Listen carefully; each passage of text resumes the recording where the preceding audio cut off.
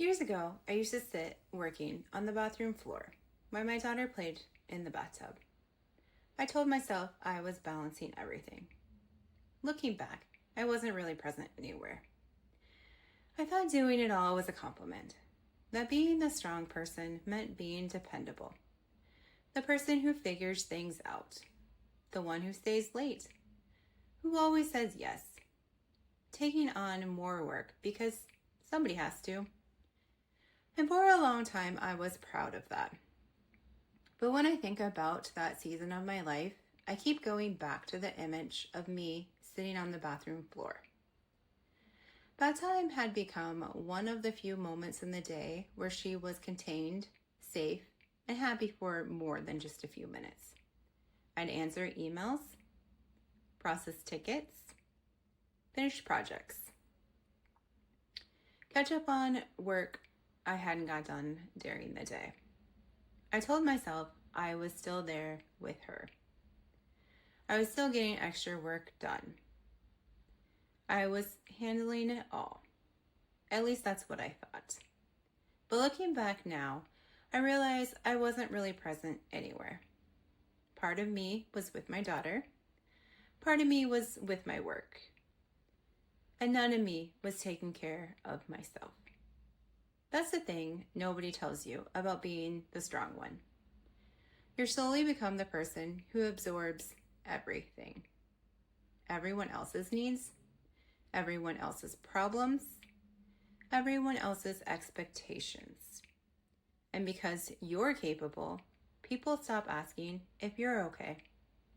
Sometimes you even stop asking yourself. The strange thing is that nobody forced me into that role. I volunteered for it over and over again. I thought strength meant carrying more, that being dependable meant never letting anything drop. Asking for help was something I'd do later once things settled down. But life doesn't really work that way.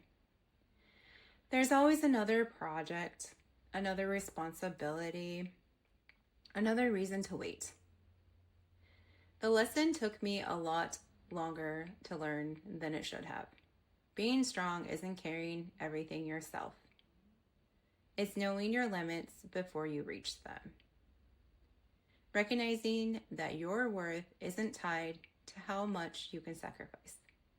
And understanding that the people who love you don't need you to be a superhero. They just need you to be fully present. One of the unexpected things about learning that lesson is how it changed the way I lead. Early in my career, I admired the people who seemed willing to give everything to the job, the ones who worked longer hours, answered emails late at night, and always found a way to take in more. I thought that was what commitment looked like. Today, when someone on my team takes time off, I encourage them to truly be away. Not because work isn't important. It is. But I have learned that nobody gets to the end of their career wishing they'd answer a few more emails. What people remember are the moments they were there for, dinners they didn't miss, the game they showed up for, the conversation they had time for, the people they chose to be present with. I can't go back and change the nights sitting on the bathroom floor with my laptop while my daughter played in the bathtub. I was doing the best I could with what I knew at the time.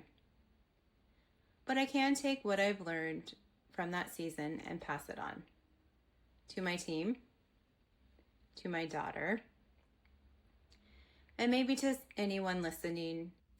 Maybe you're in that season right now. You might be carrying more than you realize. If that's you, I would love to hear your story in the comments. And if these kind of conversations stir something inside of you, consider subscribing. I've got a feeling we have a lot to talk about.